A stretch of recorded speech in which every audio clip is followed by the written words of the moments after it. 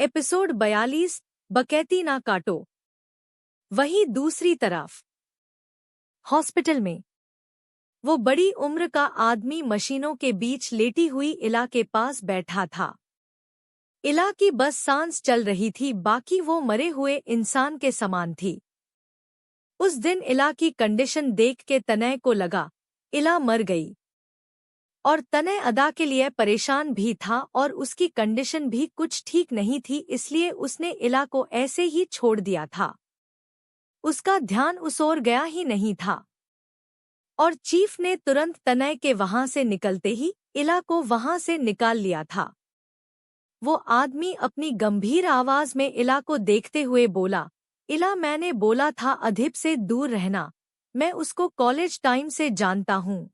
अधीप अपने दुश्मन ऐसे ही नहीं छोड़ता। बोला था कुछ समय शांत रहो। हमें तो बस अभी उस लड़की की अपडेट चाहिए कि उसमें क्या क्या बदलाव हो रहे हैं और कैसे हो रहे हैं। पर तुमने मेरी एक नहीं सुनी।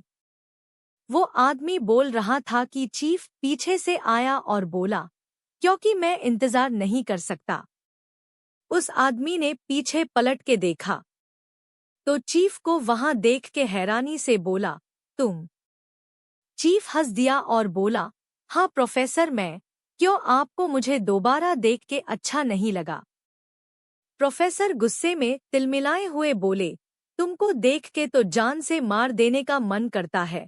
तुम मेरी लाइफ से सबसे बेकार स्टूडेंट में से एक हो, जिसको मैंने अपने साथ रख के सब कुछ सिखा के सबसे बड़ी गलती की। चीफ हंस दिया और बोला, अरे सर, अब क्या फायदा जब चिड़िया चुग गई खेत। अब तो मैं आपसे ज्यादा, आपसे बड़ा रिसर्चर हूँ। आप हो क्या मेरे सामने? प्रोफेसर गुस्से में बोले, तुम एक धोखेबाज हो। तुमने धोखा दिया है मुझे। एक बार मेरा किया एक्सपेरिमेंट एक्सरसाइज होने दो, तुमको मैं खुद पुलिस के हवाले करूंगा। चीफ हंसते हुए बोला, अरे गुरुजी, क्यों बुढ़ापे में तकलीफ कर रहे हो?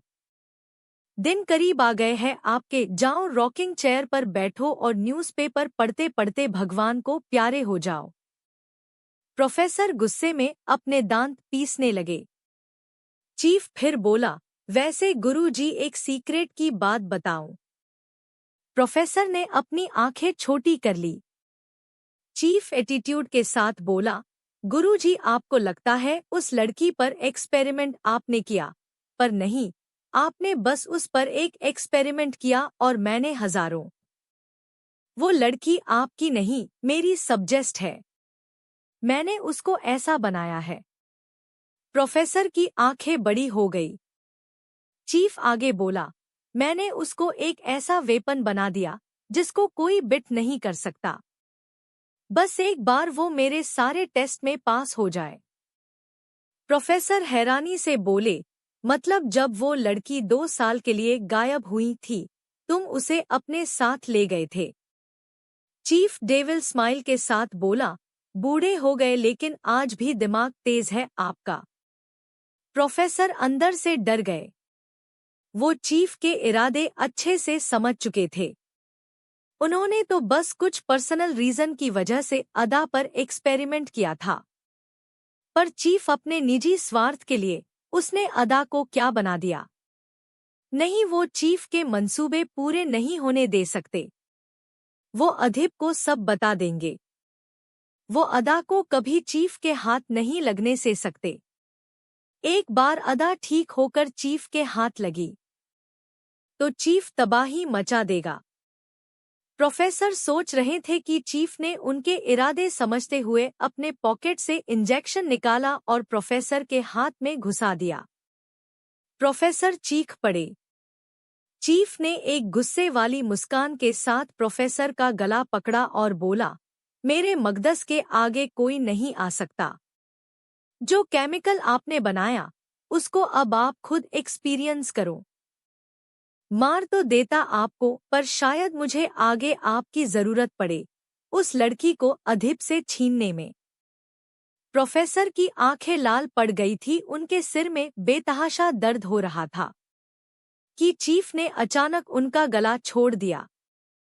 प्रोफेसर बेहोशी की हालत में नीचे गिरे और पूरी तरह बेहोश हो गए। चीफ ने तीखी नजरों से प्रोफेसर को देखा और उनको अपने साथ उठा के ले गया। दूसरी तरफ जन्य ने कैमरे में जब अदा को स्टंट करते देखा तो मानो उसका सिर घूम गया।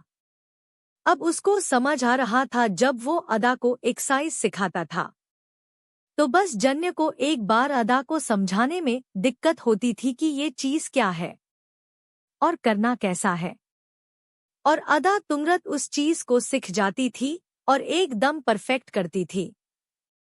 जन्य ने अपना फोन निकाला और डॉक्टर सिंह को कॉल किया। डॉक्टर सिंह ने कॉल पिक किया तो जन्य सीरियस टोन में बोला, नीलिमा की क्या कंडीशन है? डॉक्टर सिंह बोले, सर मैं अपनी तरफ से कोशिश कर रहा हूं। जन्य, मुझे कोशिश नहीं रिस्पॉन्स चाहिए। मिस्टर सिंह बोले, सर मैं अपनी तरफ से जितनी कोशिश कर सकता हूं कर रहा हूं। जन्य, तो कोशिश को और बढ़ाइए। डॉक्टर सिंह गहरी सांस लेकर बोले, सर अब मैं और नहीं कर सकता। जन्य ने अपनी आंखें छोटी कर ली। डॉक्टर सिंह थोड़ा घबराते हुए बोले, सर मेरी वाइफ की तबीयत कुछ ठीक नहीं है, उसके लिए मैं कुछ समय के लिए छुट्टी ले रहा हूं। जन्य के जबड़े सख्त हो गए और वो बोला, आपकी तबीयत भी बिगाड़ने में मुझे समय नहीं लगेगा। डॉक्टर सिंह अपने आप को नॉर्मल रखते हुए बोले, सर मैं जा रहा हूं पर अपनी जगह एक बेस्ट डॉक्टर को छोड़ रहा हूं, वो नीलिमा का ट्रीटमेंट अच्छे से कर सकती है। जन्य शक भरे लहरे में बोला, क्या मैं उस पर विश्वास कर सकता हूं? डॉक्टर सिंह बोले, मैं उसके ऊपर आंखें बंद करके विश्वास करता हूं। जन्य डॉक्टर सिंह की बात को अच्छे से समझ गया था, फिर भी कोर्स चेक करने के लिए वो बोला, मैं पहले डॉक्टर से मिलना चाहूंगा।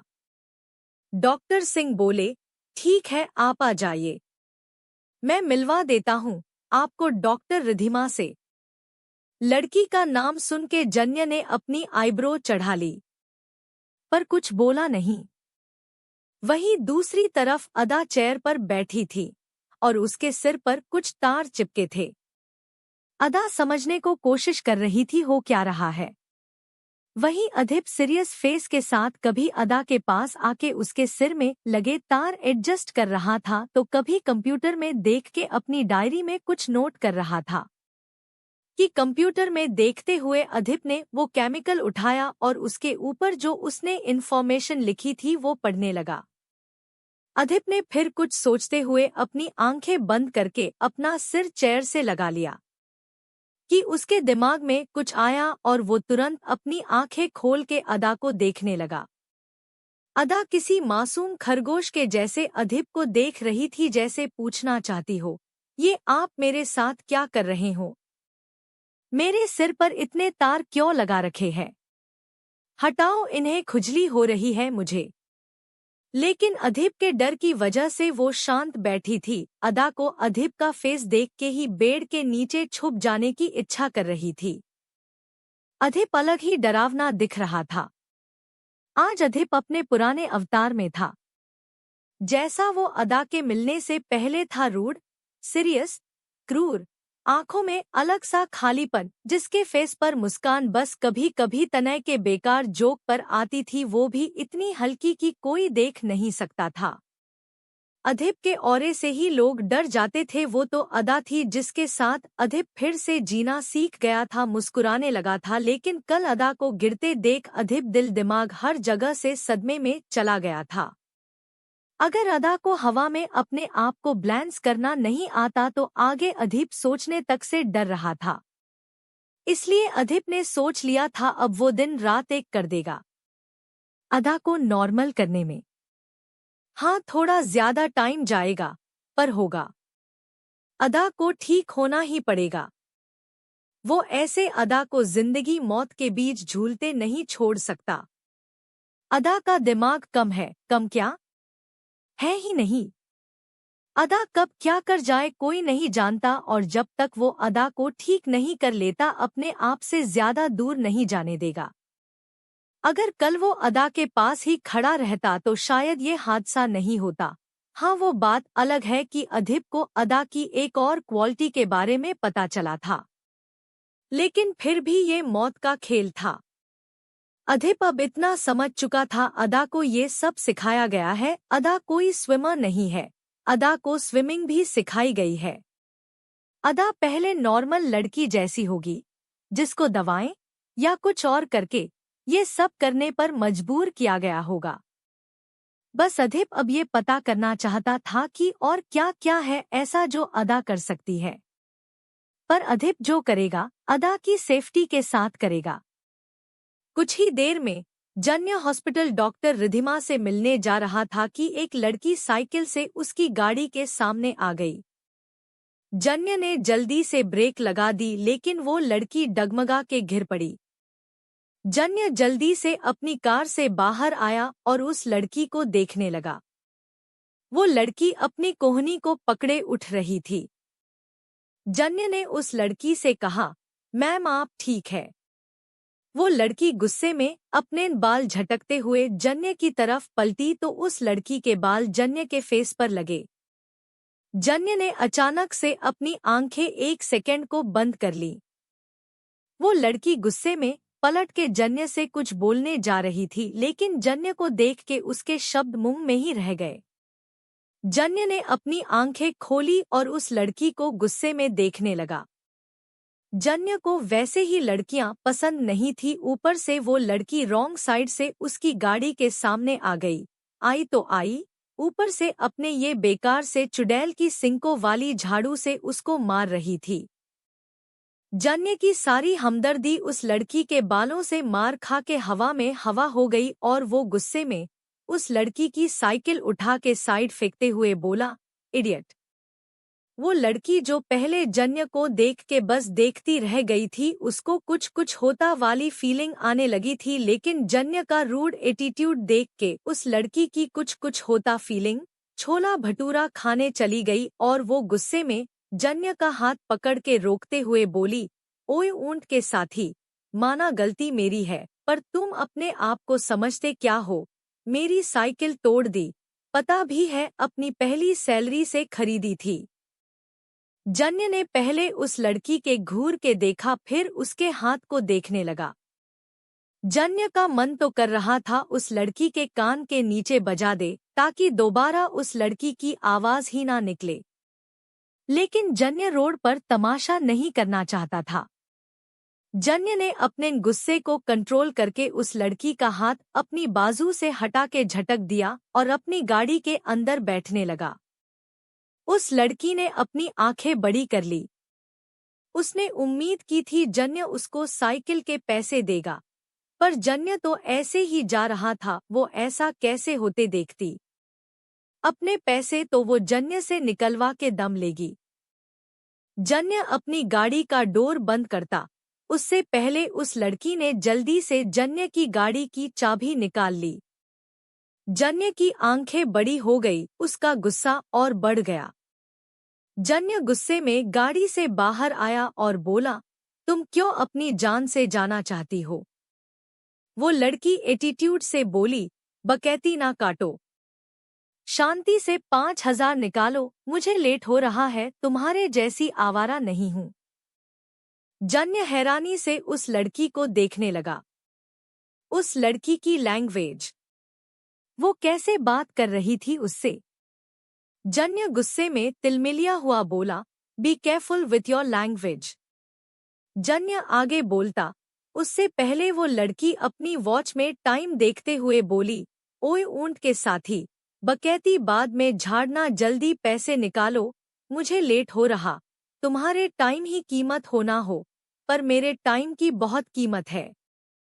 और तुम्हारे जैसे सड़क छाप से कैसे और किस लैंग्वेज में बात करनी है ये तुम मुझे ना सिखाओ।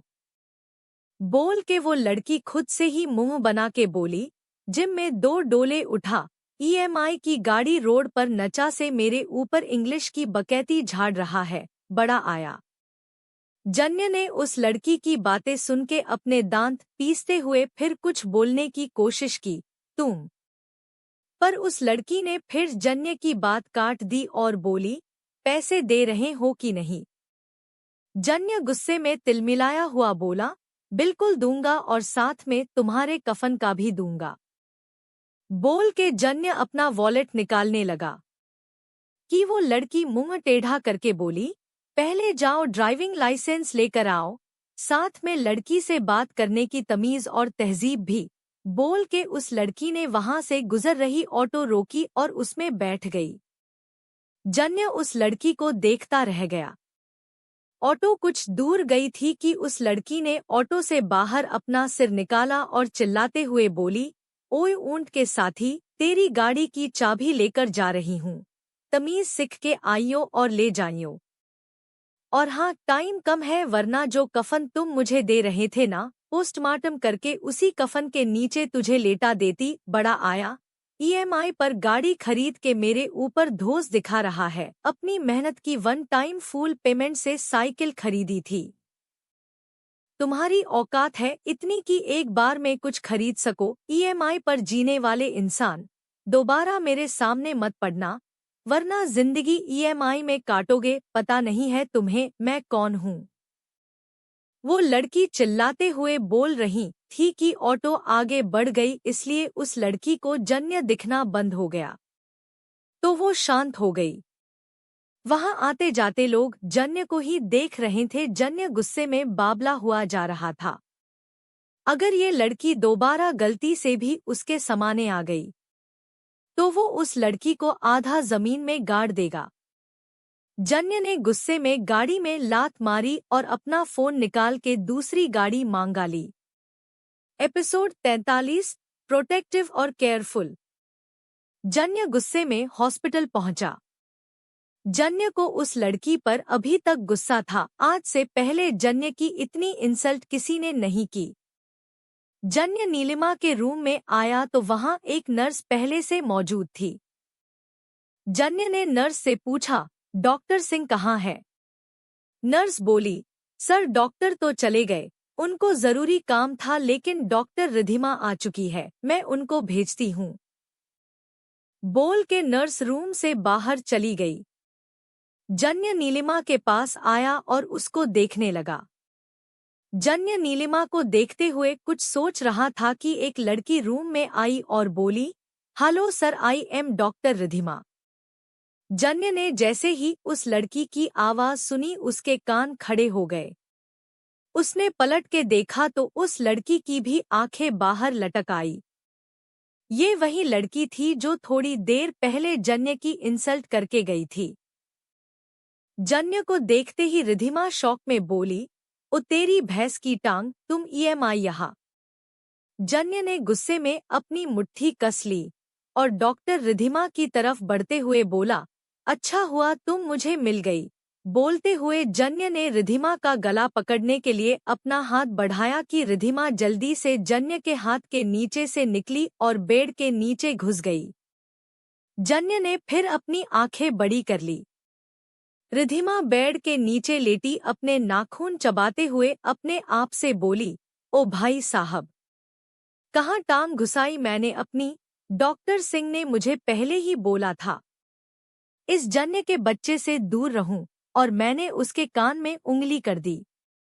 डॉक्टर सिंह ने पहले ही डॉक्टर रिधिमा को जन्य के बारे में सब बता के उसको अलर्ट कर दिया था कि जन्य से बस काम की बात करना और जितना हो सके अपना मुंह बंद रखना।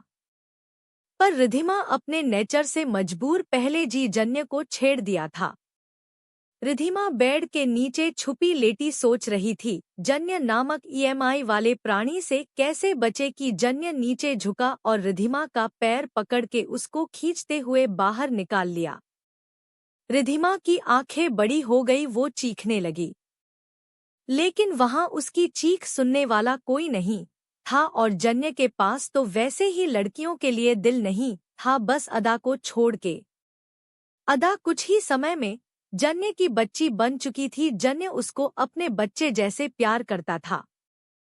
रिधिमा चीख रही थी, लेकिन जन्य the rough and tough bodyguard को कोई असर पड़ना था क्या? बिल्कुल भी नहीं। जन्य ने रिधिमा को पैर पकड़े ही हवा में उल्टा लटका दिया और उसके गले से चुन्नी निकाल के ऊपर लगे पंखे से टांग दिया। जल्द ही रिधिमा अपनी ही चुन्नी से बंधी पंखे से उल्टी लटकी चिल्ला रही थी, प्लीज छोड़ दो मुझे, मेरा सिर घूम रहा है, प्लीज छोड़ दो। जन्य सामने चेयर पर बैठा अपनी गुस्से से भरी आंखों से रिधिमा को देखते हुए बोला, अब बोलो, तो कितनी कीमत चाहिए तुमको अपनी उस खटारा साइकिल की? रिधिमा की आंखों से आंसू निकलने लगे और वो बोली, मुझे कुछ नहीं चाहिए, प्लीज मुझे नीचे उतारो, मैं मर जाऊंगी। जन्य गुस्से में बोला, तो मर जाओ।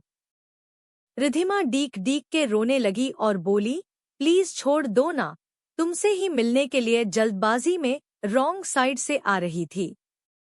वो साइकिल मैंने अपनी जॉब की पहली सैलरी से खरीदी थी, उससे कुछ अलग ही प्यार था, पर तुमने उसको इतनी जोर से उठा के पटका कि बेचारी के अस्थि पंजर अलग हो गए। तुम ही बताओ, गुस्सा आएगा ना? जन्य आंखें छोटी करके रिधिमा को देख रहा था। रिधिमा फिर रोते हुए बोली, देखो, अगर मुझे कुछ हुआ तो तुमको तुम्हारी गर्लफ्रेंड को ठीक करने के लिए डॉक्टर नहीं मिलेगा। जन्य ने अपनी आईब्रो सिकोड़ ली। रिधिमा को लग रहा था नीलिमा जन्य की गर्लफ्रेंड है। जन्य ने गहरी सांस ली और बोला, तुमको ऐसा क्यों लगता है कि तुम एक इकलौती डॉक्टर हो जो नीलिमा को ठीक कर सकती हो? रिधिमा कॉन्फिडेंस से बोली, मैं ऐसे कई केस हैंडल कर चुकी हूँ जिसमें पेशेंट के ठीक होने के चांसेज ना के बराबर होते हैं, फिर भी मैंने उसको ठीक किया है। और जितना डॉक्टर सिंह ने मुझे बताया, आपको एक वफादार डॉक्टर की जरूरत है, तो आपको वो दिया लेकर भी ढूंढने पर मुझसे ज्यादा वफादार दूसरा कोई नहीं मिलेगा। जन्य अपनी आईब्रो सिकोड़ते हुए बोला, ओवर कॉन्फिडेंस कुछ ज्यादा नहीं है। रिधिमा अपनी बात पूरे कॉन्फिडेंस से बोली, अपनी नॉलेज पर कॉन्फिडेंस है, इसलिए आज इतनी अच्छी डॉक्टर हूँ, चाहो तो मेरा अभी तक का काम चेक कर सकते हो। जन्य ने अपना फोन निकाला और उसमें रिधिमा के बारे में सब अच्छे से चेक करने लगा। रिधिमा 2 दिन पहले ही फॉरेन से वापस आई थी, उसको फॉरेन में किसी की सर्जरी करने के लिए स्पेशली बुलाया गया था।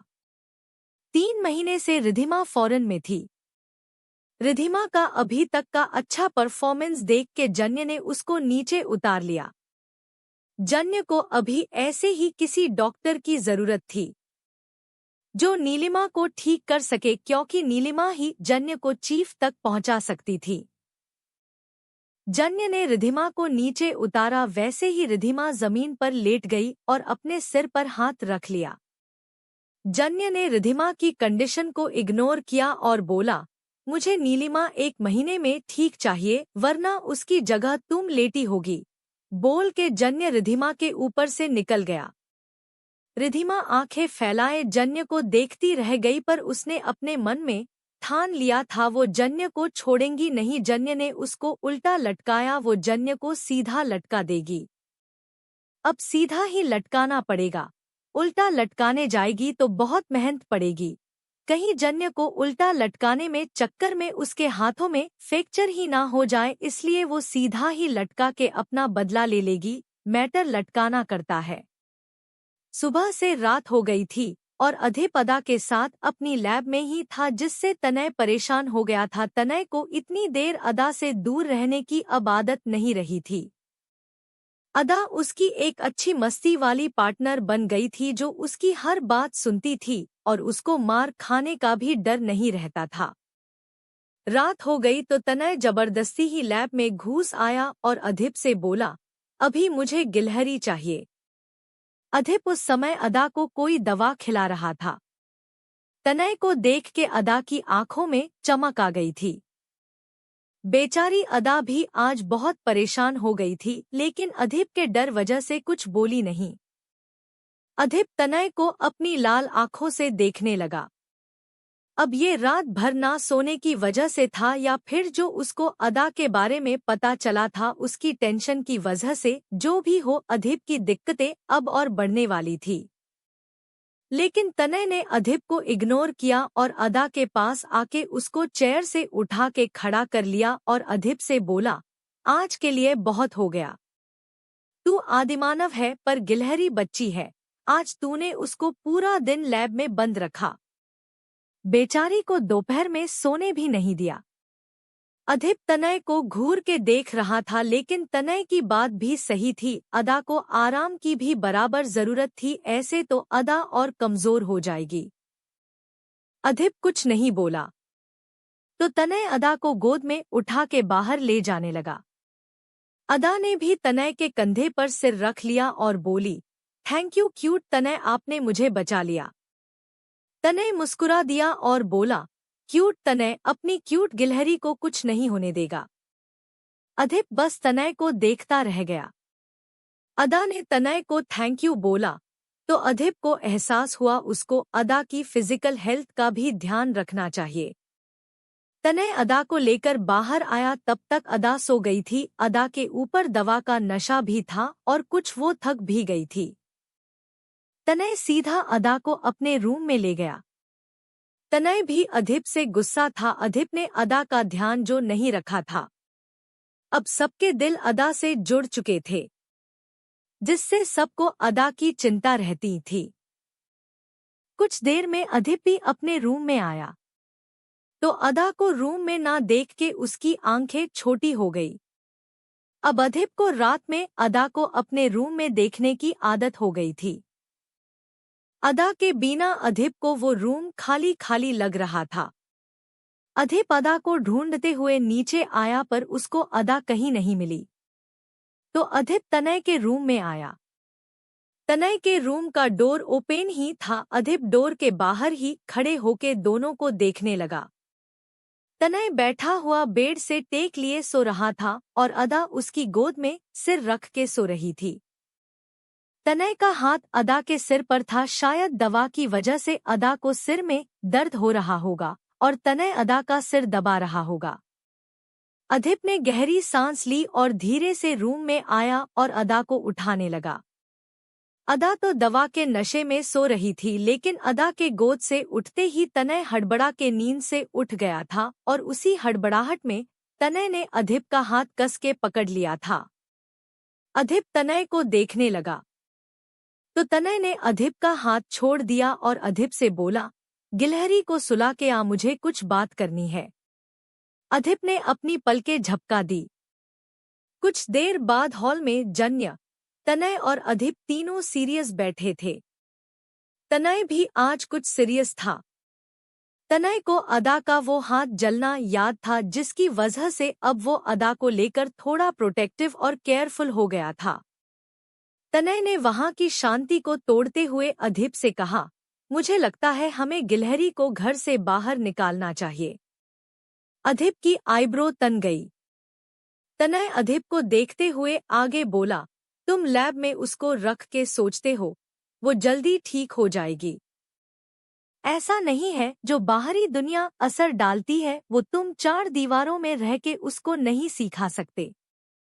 तुम एक साथ कोई दवा गिलहरी को नहीं दे सकते। एक दवा का असर देखने के लिए तुमको कुछ दिन वेट करना पड़ेगा, तभी तुम दूसरी दवा उसके ऊपर ट्राई कर सकते हो। तो मुझे लगता है उस बीच गिलहरी को घर के अंदर रखने से अच्छा है। गिलहरी को उसकी जिंदगी जीने का हक देना चाहिए। बाहर जाएगी तो अच्छा बुरा सही गलत सब में जल्दी पहचान कर पाएगी। उसका दिमाग जल्दी डेवलप होगा। अधिप को अदा को बाहर भेजने की बात अच्छी नहीं लगी।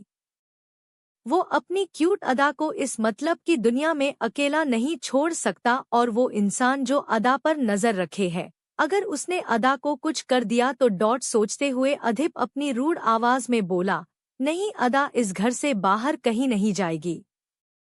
तनय अधिप को देखते हुए बोला, तुम कुछ ज्यादा ही पजेसिव हो रहे हो। तुम एक इंसान को कैद में नहीं रख सकते। अधिप गुस्से में बोला, वो मेरी सब्जेक्ट है, मैं जो चाहूं उसके साथ कर सकता हूं। तनय भी अधिप को देखते हुए अपनी सीरियस टोन में बोला, और वो मेरी गिलहरी है, उसको मैं ऐसे कैद में नहीं रहने दूंगा। गुस्से में अधिप तनय के पास उठ के आया और उसका कॉलर पकड़ के खड़ा करते हुए बोला, वो मेरी बीवी है, मैं जो चाहूं उसके साथ कर सकता हूं, मुझे कोई नहीं रोक सकता। तनय ने भी गुस्से में अधिप का कॉलर पकड़ लिया और बोला, वो बच्ची हमारी है, तुझसे ज्यादा मैंने ध्यान रखा है उसका, जितना तेरा हक है उससे कहीं ज्यादा मेरा हक है उसके ऊपर, और तू मेरी गिलहरी की लाइफ कंट्रोल नहीं कर सकता। और किस हक से तू गिलहरी पर अपनी वाइफ होने का हक जता रहा है? तू शादी पर विश्वास करता है, कभी तूने उसे अपनी सब्जेक्ट से ज्यादा कुछ समझा है? जब तेरा मन करता है तू गिलहरी को अपनी सब्जेक्ट बोलता है, जब जी करता है उसे अपनी बीवी बना लेता है। वो मेरी गिलहरी है, उसको तू ऐसे यूज नहीं कर सकता, समझा? दोस्ती अपनी जगह, पर गिलहरी के लिए मैं तेरी ये रुडनेस बिल्कुल बर्दाश्त नहीं करूंगा। अधिप अपनी जलती आंखों से तनय को देख रहा था, पर तनय अदा को नॉर्मल लोगों जैसे रखना चाहता था, जो अपनी जिंदगी खुल के जी सके। इसलिए वो अदा के हक के लिए आवाज उठाते हुए आगे बोला, तू गिलहरी का ध्यान रखे बीना, बस अपनी रिसर्च के लिए पूरा दिन उसको बैठाए रखा। तुझे आइडिया भी है, बेचारी बच्ची नींद में दर्द से रो रही थी, उसकी फुल बॉडी में पेन था, उसका सिर फट रहा था, पर तुझे अपनी रिसर्च, अपनी जिद के आगे कुछ नहीं दिखता। पर मुझे फर्क नहीं पड़ता।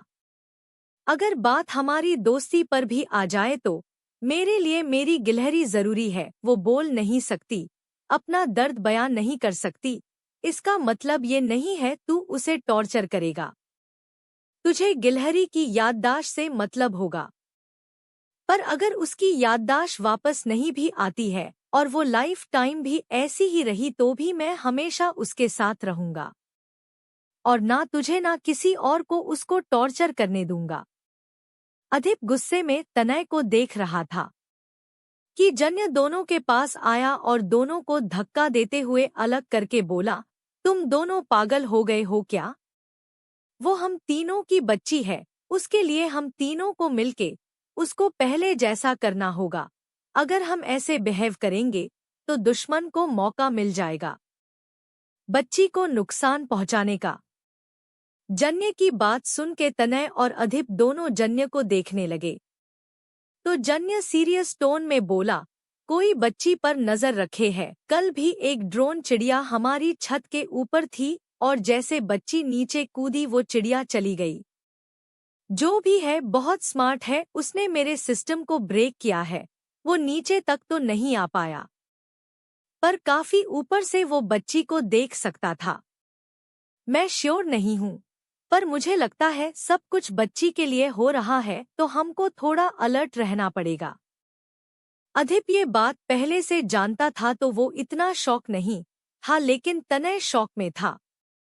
जन्य ने फिर अधिप को देख के कहा, मुझे लगता है तनय सही बोल रहा है, हमको बच्ची को घर से बाहर निकालना चाहिए।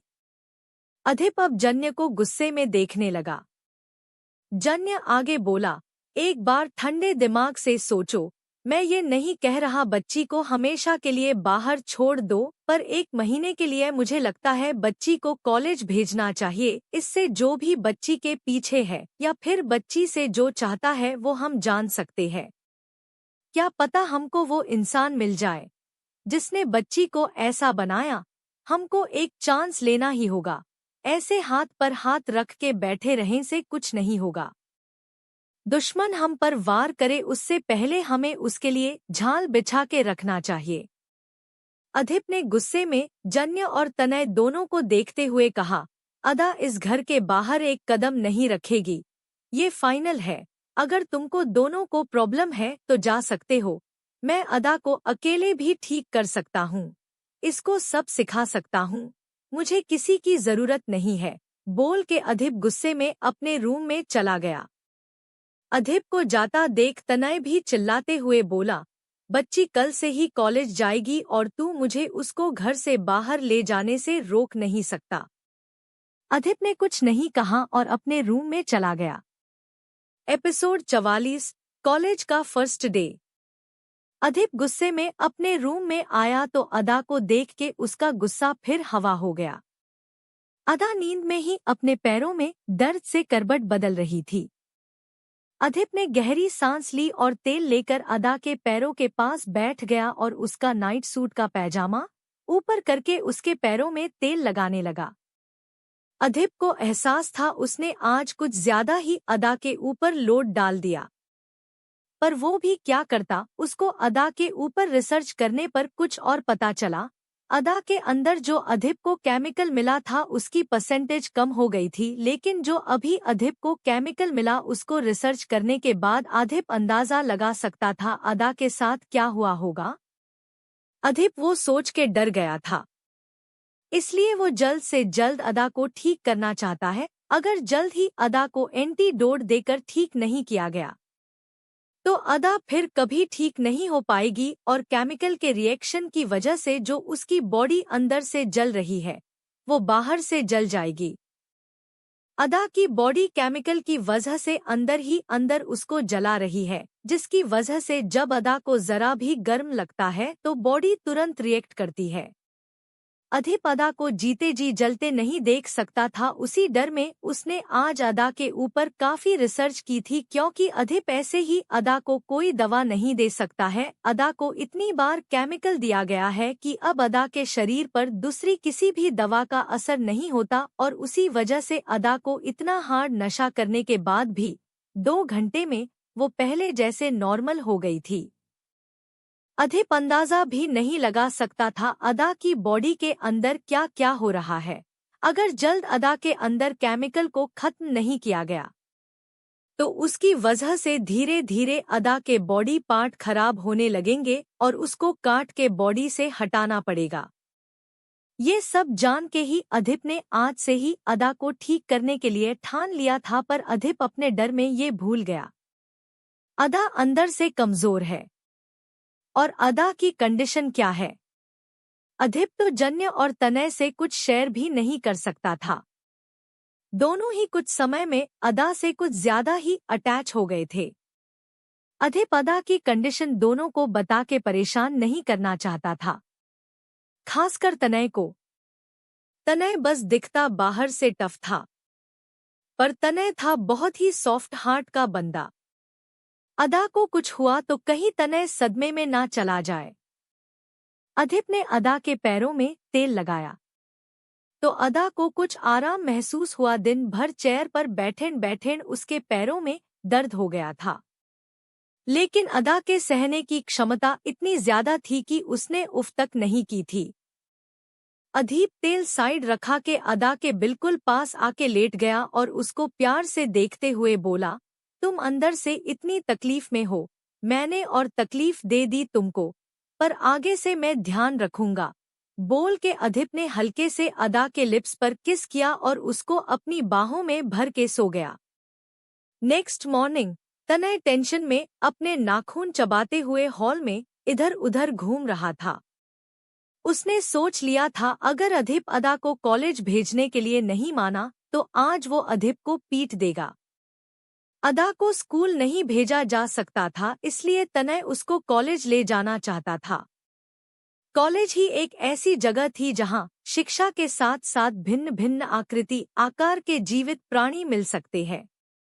तनय टहल रहा था कि जन्य भी वहां आया और बोला, धरती क्या हिला रहा है, एक जगह बैठ जा। तनय मुंह बना के बोला, तू बिल्डोजर अपना मुंह बंद रख। यहाँ टेंशन में मैं पतला हुआ जा रहा हूँ और तू मुझे इनडायरेक्टली मोटा बोल रहा है। आज कॉलेज जाके तो सबसे पहले वो कैंटीन की चाय और समोसे खाऊंगा। आए हाय क्या टेस्ट था मुआ। जन्य ने अपना सिरनामे हिला के कहा, तू कॉलेज अपने लिए जाना चाहता है या बच्ची के लिए, या फिर समोसा चाय खाने? तनय अपने होठों पर जीभ फेरते हुए बोला, तीनों के लिए। मैं भी बोर हो गया हूँ, अब लाइफ में कुछ गर्म मसाला चाहिए। जन्य शक भरे लहजे में बोला, गर्म मसाला या लड़की? तनय ने मुंह बना लिया और बोला, वैसे लड़कियां मेरे पीछे घूमती है, पर अब मुझे लड़कियों में इंटरेस्ट नहीं रहा। जन्य तनय को वॉर्न करते हुए बोला, रहें भी ना तो अच्छा है, वरना मेरी लात और तेरा बैक होगा। तनय मुंह फूला के जन्य को देखने लगा। तब तक अधिप भी नीचे आ गया। अदा उसके पीछे थी तो किसी को अदा दिखी नहीं। तनय ने अदा को ना देख के अपनी आंखें छोटी कर ली और अधिप से बोला, गिलहरी। तनय इतना ही बोला था कि अदा अधिप के पीछे से बाहर आई तो तनय अपना मुंह खोले अदा को देखता रह गया। Ada black jeans, black loose top और ऊपर से ब्लैक जैकेट पहने थी। अदा को गर्म ना लगे इसलिए अधिप ने ऊपर की 2 बटन ओपन छोड़ी थी, साथ में ब्लैक सूज। अदा पूरी ब्लैक कोड में थी, ऐसा लग रहा था अदा किसी ब्लैक कोड मिशन पर जाने वाली हो। पर क्यूट तनय को कौन बताए, अधिप ने अदा को ऐसे रेडी ही किया था कि कोई उसकी शक्ल के सिवा कुछ और देख ना पाए। अधिप ने सुबह से अदा को 4 बार कपड़े चेंज करवा दिए थे। अदा सब में सुपर डुपर क्यूट लग रही थी। अधिप कैसे अपने दिल को जला के अदा को बाहर भेजता, ऊपर से कॉलेज जिसमें कितने सारे लड़के होंगे। नहीं, अधिप तनय को नहीं झेल पाता, किसी और की नजरें अदा पर कैसे झेलता, इसलिए उसने अदा को ब्लैक कोड में रेडी किया था। पर हमारी अदा तो जन्म से ही क्यूट थी, अब उसकी क्यूटनेस कोई छुपा सकता था क्या? पर अधिप ने अदा को पहले ही अच्छे से समझा दिया था। वो उसको तनय के साथ कॉलेज जाने जी परमिशन दे रहा है, पर अदा उसकी सब्जेक्ट है, सिर्फ उसकी। अदा को किसी और को देखने का हक नहीं है, और कोई अदा को देखे तो अदा को उसकी आंखें निकाल लेनी है। और भोली अदा ने भी अधीप की हाँ में हाँ मिला दी थी। लेकिन बेचारा अधीप भी जानता था, अदा कहीं जाए और उसको कोई 4 बार पलट के ना देखे, ऐसा मुमकिन ही नहीं है। पता नहीं वो कैसे अदा का कॉलेज जाना हजम करेगा। अगर अदा को सब सिखाने या उसके दिमाग को डेवलप करने की बात नहीं होती तो अधीप मर जाता, लेकिन अदा को घर से बाहर कदम न रखने देता। पर मरता क्या ना करता, बेचारे को अदा की भी चिंता थी। क्या पता बाहर जाके अदा के दिमाग पर असर पड़े और उसकी बॉडी पर कोई रिएक्शन देखने को मिले। इस टाइम अदा पर एक्सपेरिमेंट करके देखने की जरूरत थी। पर अधीप ही जानता था वो कैसे अदा को रेडी करके नीचे लाया था। इतने कपड़े चेंज करने के बाद भी अदा फुल ब्लैक कोड में भी बहुत क्यूट लग रही थी। ऊपर से आज अदा के बालों में हेयर बैंड लगा था। अदा की खूबसूरती उससे और बढ़ गई थी। अधीप का दिल तो जल रहा था, लेकिन उसने अदा के बारे में सोच के अपने जलते दिल पर पानी डाल लिया था। अदा को रेडी देख के तनय समझ गया। अधीप अदा को कॉलेज ले जाने को मान गया। तनय खुश हो गया और अधीप से कुछ बोलने जा रहा था कि अधीप बाहर की तरफ जाते हुए बोला, मुझे जरूरी काम है, अदा को ब्रेकफास्ट करा के ले जाना। अधीप को काम था या बेचारा अदा को जाते नहीं देख सकता था, इसलिए भाग रहा, ये तो अधीप ही बता सकता था। पर तनय मुस्कुरा दिया और भाग के अधीप के पीछे आया और उसकी पीठ में चढ़ के उसके गाल पर किस करते हुए बोला, थैंक यू को। अधीप ने मुंह बना लिया और तनय को घुमा के नीचे पटक के बोला, हट, चिपका मत कर। तनय नीचे जमीन पर गिरा, मुंह सिकोड़ के अपनी कमर पर हाथ रखते हुए अधीप को देखने लगा। अधीप भी तनय को घूरते हुए बोला, बस 1 मंथ समझे और कॉलेज में कोई भी बवाल किया तो तू चलने लायक नहीं बचेगा। तनय ने अपना मुंह बना लिया और फिर उसके दिमाग में कुछ शैतानी सूझी और उसने अदा को कुछ इशारा किया। अब अधीप ने सुबह सुबह उसको पटका था तो वो क्या अधीप को ऐसे जाने देता, ना, बिल्कुल भी ना। अदा ने तनय के इशारे को समझा और मुस्कुरा दी, फिर भाग के आई और अधीप की पीठ पर चढ़ गई। अधीप रेडी नहीं था तो 2 कदम आगे को हुआ, फिर संभल गया। अदा ने भी अधीप के गाल पर किस किया और तनय की भाषा बोलते हुए बोली, थैंक यू को। अधीप का मुंह हैरानी से खुल गया और आंखें फैल गई। अदा ने क्या बोला उसको? पर हमारे हीरो को कौन समझाए, हीरो वो होगा, लेकिन अदा द क्यूट हीरोइन तो क्यूट तनय के इशारों पर नाचती है। अधीप ने गुस्से में अदा को देखा, लेकिन अदा को कोई समझ थी क्या जो वो समझ पाती ये गुस्से वाला प्राणी उसको क्यों घूर रहा है। लेकिन अधीप को देख के तनय को बड़े मजे आ रहे थे। और भाई आते भी क्यों ना, भाई का सुबह सुबह बदला जो पूरा हो गया था। तनय अधिप के मजे लेते हुए बोला, अब पटक गिलहरी को। अधिप ने तनय को आंखें छोटी करके देखा और अदा को घुमा के आगे अपनी गोद में ले लिया और उसको घूरते हुए बोला, दोबारा ये शब्द रिपीट मत करना, ये बैड वर्ड है, समझी। क्यूट अदा ने क्यूटनेस से अपना सिर हाँ में हिला दिया। तनय उठ के खड़ा हुआ और मुस्कुरा के अधिप की कमर में चुटकी काटते हुए बोला, अब क्यों चिपक रहा है? मेरी किस तुझे बेकार और गिलहरी की किस तुझे बबाल लगती है? सही है बेटा, इतना बदल जाएगा सोचा नहीं था। अधिप ने घूर के तनय को देखा और उसके पैर पर पैर मार के बोला, तू बाद में मिलना, अच्छे से बताता हूँ तेरी किस कैसी लगती है, कल रात का भी हिसाब बराबर करना है। तनय ने जल्दी से अदा को अधिप की गोद से लिया और अदा को पीठ पर बैठा के विक्रम के जैसे स्पीड में भागते हुए बोला, मैं रात की बातें सुबह तक याद नहीं रखता, रात गई बात गई, मुझे ही देख के कहावत बनाई गई थी। बोल के तनय अदा को लेकर ऐसे गायब हुआ जैसे गधे के सिर से सिंह, और ऐसा होता भी क्यों ना, भाई को डर जो था कहीं उसकी धुलाई ना हो जाए।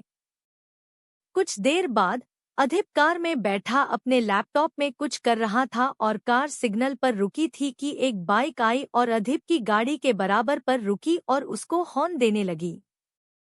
अधिप ने पहले तो इग्नोर कर दिया, फिर ज्यादा आवाज आने पर अधिप ने सिर घुमा के बाहर देखा तो कवासाकी निंजा H2 बाइक पर कोई इंसान फुल ब्लैक कपड़े, हाथों में ग्लोव्स पहने, ब्लैक कलर का हेलमेट लगाए उसकी ही तरफ देख के हॉर्न दे रहा था। अधिप ने पहले बाइक को देखा, फिर उस इंसान को देख के अपनी आंखें छोटी कर ली। वो इंसान बाइक के हिसाब से छोटा लग रहा था। अधिप उस इंसान को देख रहा था कि उस इंसान ने अपने हेलमेट का शीशा ऊपर किया और अधिप को देख के आंख मार दी। अधिप की आंखें बड़ी हो गई, लेकिन वो उस इंसान की आंखें पहचानता था, ये अदा थी। अधिप शॉक हो गया। अदा बाइक चला रही थी कैसे? अधिप तुरंत डोर ओपन करने लगा कि डॉट, तभी सिग्नल ओपन हुआ और अदा ने अपनी बाइक आगे बढ़ा दी। अधिप बस बाहर निकला ही था और अदा उसके हाथ से निकल गई, लेकिन अदा के पीछे ही एक और बाइक निकली जिसमें तनय था। तनय ने अपना हेलमेट हटाया हुआ था। अधिप शॉक में अदा की बाइक को जाते देख रहा था कि तनय अधिप के बिल्कुल पास से उसके गाल पर किस करते हुए गुजर गया। अधिप और शॉक हो गया, उसने अपना हाथ अपने गाल पर रख लिया कि तनय ने पीछे पलट के देखा और अधिप को मुस्कुरा के बाय करने लगा। अधिप के जबड़े सख्त हो गए। उसने गुस्से में चिल्लाते हुए कहा, तनय आई विल किल यू। पर कोई फायदा था क्या? क्यूट तनय तो क्यूट तनय था जो कुछ भी कर सकता था, और क्यूट अदा क्यूट तनय की कार्बन कॉपी थी। जो क्यूट तनय बोलेगा वो क्यूट अदा करेगी।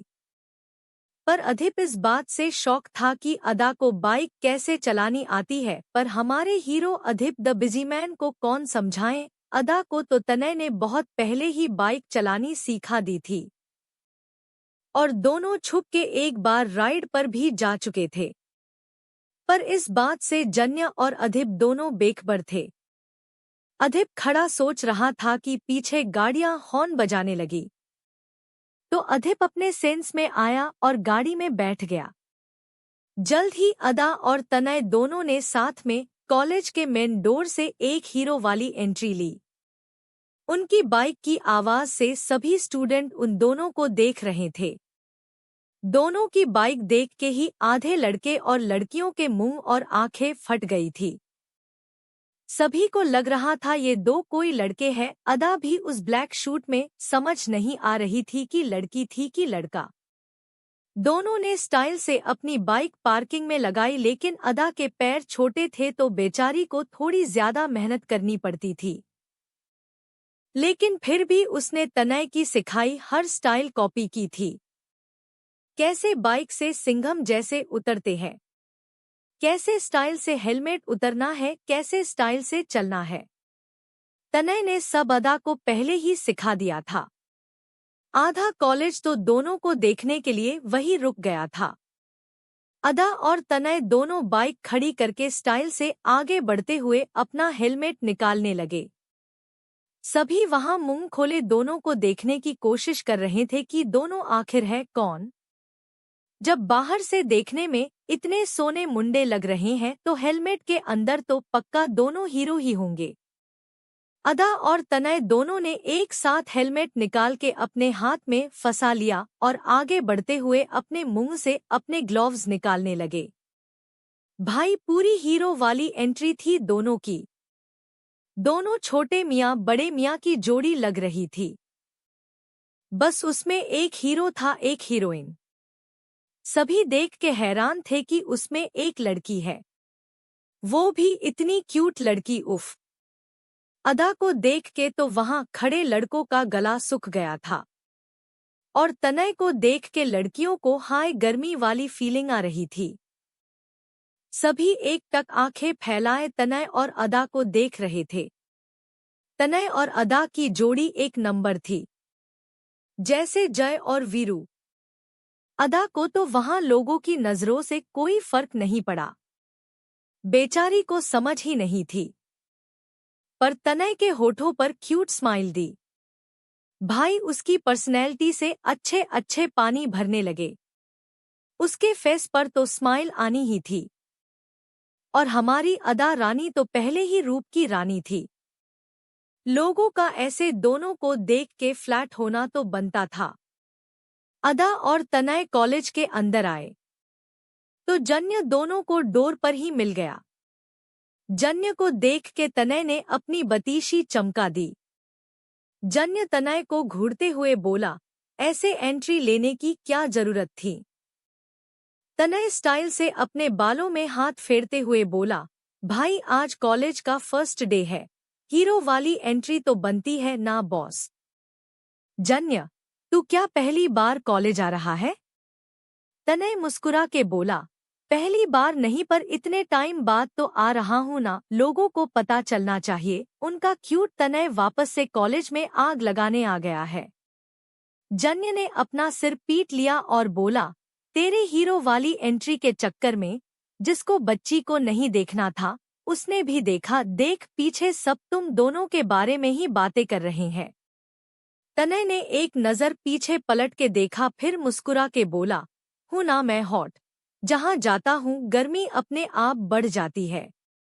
जन्य ने अपना सिरना में हिलाया और बोला, अभी कॉलेज स्टार्ट हुए हैं इसलिए कोई प्रॉब्लम नहीं हुई, तुम लोग आराम से क्लास ले सकते हो। मैंने बायोलॉजी और केमिस्ट्री सब्जेक्ट बच्ची एक लिए सेलेक्ट किए हैं। उनकी क्लास उधर लगती है और हाँ, ध्यान से, तुम्हारी मस्ती की वजह से बच्ची पर एक आंच नहीं आनी चाहिए वरना अधिक बाद में इस बार मैं तेरा गला पहले दबा दूंगा। बहुत रिस्क है, हर कदम फूंक के रखना है। तनय बेफिक्री से बोला, चिल मार यार, अपना कॉलेज है, हम लोग भी यहीं से पास आउट हुए हैं, कोई दिक्कत नहीं आएगी, ये अपने घर जैसा है। जन्य सीरियस होते हुए बोला, पहले बात अलग थी अब बात अलग है, टीचर भी चेंज हो गए हैं बहुत से। तनय, तू टेंशन मत ले, मैं सब देख लूंगा, ये बता क्लास कहाँ है। बोल के तनय इधर उधर देखने लगा। जन्य ने अपना सिरना में हिलाया और उंगली के इशारे से क्लास बता दी। तनय ने अदा का हाथ पकड़ा और उसको अपने साथ ले गया। जन्य ने अपना सिर पीट लिया और बोला, पता नहीं ले लड़का क्या आफत काटेगा, कहीं बच्ची बेचारी परेशान न हो जाए।